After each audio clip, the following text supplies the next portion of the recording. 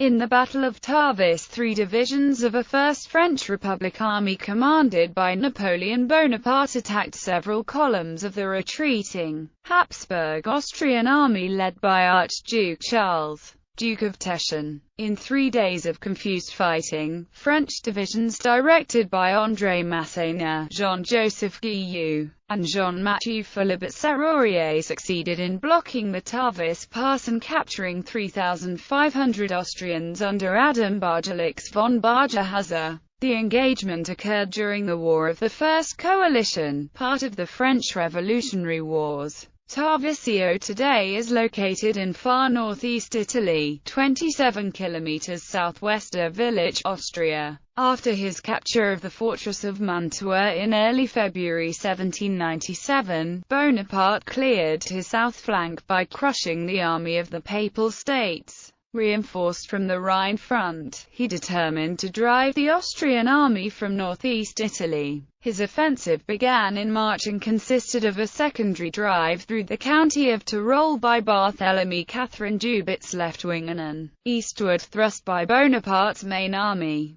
The main French army soon drove the Archduke's forces into headlong retreat while Joubert battled Wilhelm Lothar Maria von Kerpen in the Tyrol. Charles tried to hold the Tarvis Pass against the French by sending 3 columns of reinforcements. They found the pass held by Masséna and many troops fought their way out. However, the last column was trapped between 3 converging French divisions and compelled to surrender. A subsequent advance brought the French within 75 miles of the Austrian capital of Vienna. In mid-April, Bonaparte proposed and the Austrians agreed to the preliminaries of Leoben. Most of the terms were ratified by the Treaty of Campo Formio in October 1797, ending the long war. Background: Fall of Mantua on 2 February 1797, the siege of Mantua ended when Feldmarschall Dagobert Sigmund von Wurmser surrendered the fortress of Mantua. In recognition of his doughty defense, Wurmser, his staff, and an escort of 700 soldiers were allowed free passage to Austrian lines. An additional 20,000 Austrians were paroled on the promise that they would not fight against France until exchanged. The siege cost the garrison 16,333 killed, wounded, or died of disease.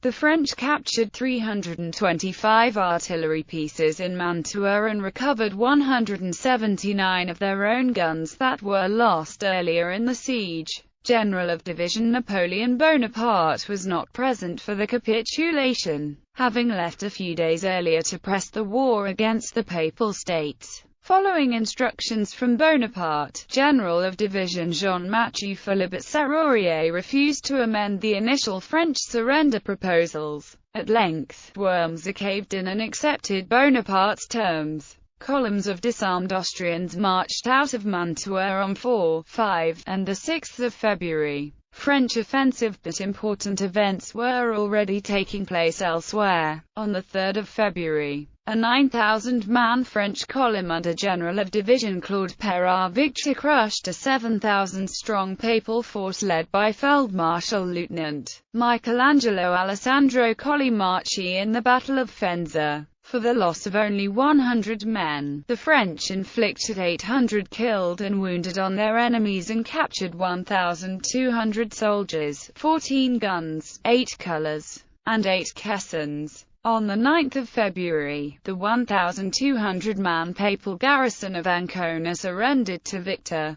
Bonaparte soon forced the Pope to agree to the Treaty of Tolentino. By this instrument the Papal States were compelled to disgorge 30 million francs. In 1796, the campaign in Germany received the lion's share of French reinforcements. After a significant lack of success in that theatre, the French government belatedly decided to send troops to Italy. Generals of Division Jean-Baptiste Bernadotte and Antoine-Guillaume Delmas were transferred to Italy with their divisions. The new Austrian commander in Italy, Feldmarschall Archduke Charles, Duke of Teschen, had 50,000 troops, but they were distributed over a wide front. Bonaparte determined to attack Charles before the Austrians were ready. Having 60,000 men available, Bonaparte planned to attack through Friuli with two-thirds of these troops. The French commander posted General of Division Barthélemy Catherine Joubert and about 20,000 troops to protect the Tyrol against a possible Austrian attack in that quarter. If no threat developed, Joubert was ordered to rendezvous with Bonaparte in the Drava River Valley. With General of Division Pierre Augereau on leave, General of Division Jean-Joseph Guillou assumed command of his division. Generals of Division André Masséna, Bernadotte, and Serrurier also marched with Bonaparte's main body. At the end of February, the advance began with the crossing of the Brenta River. The weather enforced a suspension of operations, but on the 10th of March, the French drove forward again in two columns.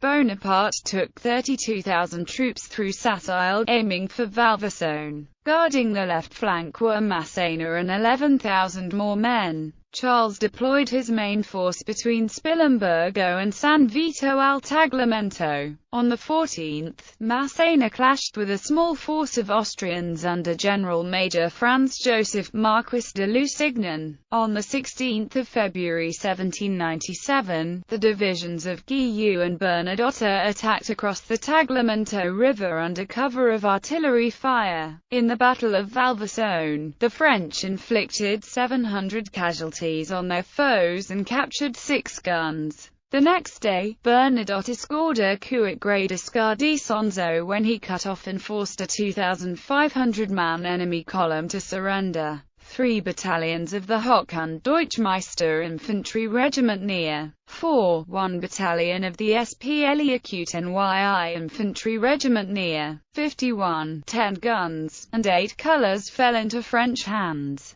Meanwhile, far to the north, Joubert and 18,000 men clashed with Feldmarschall Lieutenant Wilhelm Lothar Maria von Kerpen's 12,000 troops on the 20th of March. At Salerno, Joubert routed his opponent with losses of 300 killed and wounded plus 3,500 captured while suffering only 200 killed and wounded. Kerpen's host included 5 battalions in 2 regular infantry regiments plus elements of a third, 3 squadrons of dragoons, and 5,000 Tyrolese militia. Battle. As Masséna pushed toward Tarvisio, driving Lusignan before him, the Archduke sent 3 divisions to hold the pass. However, as they arrived in the vicinity, the Austrians found themselves caught between Masséna and Bonaparte's other divisions which operated against their rear. In the first clash on the 21st of March, Masséna's advance guard pushed General Major Joseph Oxke von Oxko's Austrians out of Tarvis, blocking the escape route. Later that day, General Major Charles-Philippe Vincent de Gautreuil appeared with another column and drove the French from Tarvis. Masséna launched a heavy assault on the 22nd, dispossessing Gautreuil of the town and forcing him to withdraw toward Villach. This left Feldmarschall Lieutenant Adam Barjelix von Bargehaus's Austrian column on the wrong side of the pass. Barjelix and General Major Samuel Kobloster-Nagy-Varard battled on the 22nd of March against the divisions of Masséna, Guillou, and Serrurier. The next day they surrendered 4,000 Austrian soldiers, 25 artillery pieces, and 500 wagons. According to another source, the French captured 3,500 Austrians, 25 guns, and 400 vehicles. In the different clashes, the French suffered 1,200 casualties while inflicting a loss of 1,000 killed and wounded on their opponents. The 3rd Battalion of the Kleeberg Infantry Regiment near 4th Battalion of the Archduke Anton Infantry Regiment near 52, and Kievan-Huller Grenadier Battalion were captured. Other Austrian units involved in the fighting were 2 battalions of the Fürstenberg Infantry Regiment near 36, 3 battalions of the Nardasdi Infantry Regiment near 39, Rut Grenadier Battalion, 4 squadrons of the Erdidi Hussar Regiment near 11, and 1 squadron of the Toscana Dragoon Regiment near 26. Aftermath. While Bernadotte pursued the part of Charles's army that retreated toward Ljubljana, General of Division Charles Dugois occupied the port of Trieste with a cavalry column. With his supply line lengthening, Bonaparte created a new center of operations at Palmanova. To prevent his strategic left flank from being molested, Bonaparte ordered Joubert to secure Brixen. At this time General of Division Louis-François Jean Chabot took over the division of Serrurier, who was ill. On the 29th of March, divisions of Masséna, Guillou, and Chabot captured Klagenfurt. With too few troops available for an offensive, Bonaparte changed his center of operations to Klagenfurt and ordered the independent columns of Joubert, Bernadotte, and Victor to join him there. General of Brigade Louis Friant was assigned to hold Trieste with 1,500 soldiers. On the 31st of March, Bonaparte sent a letter to Archduke Charles asking for an armistice. He hoped that this would gain time for General of Division Jean-Victor Marie Moreau's offensive in Germany to get started. To bluff Charles into thinking the French were in great strength, Bonaparte drove his men forward. On the 7th of April they seized Leoben, only 75 miles from Vienna. On that day the Austrians agreed to a 5-day suspension of hostilities. After securing an additional 5-day truce on the 13th, Bonaparte proposed the start of negotiations on the 16th of April, even though he had no authority to do so. Aware that the French were on the brink of launching an offensive on the Rhine, the Austrians signed the preliminaries of Leoben on the 18th. Most of the terms of this agreement were confirmed by the Treaty of Campo Formio on the 17th of October 1797. The armistice was followed by pointless fighting on the Rhine. On the 18th, a French army under General of Division Lazare Hoche defeated Feldmarschall Lieutenant Franz von Werneck's forces at the Battle of Neuwied. Moreau's army finally lurched into action on 20 and the 21st of April when it drove back the troops of Feldmarschall Lieutenant Anton Count Sterida Negi-Miley in the Battle of Diersheim.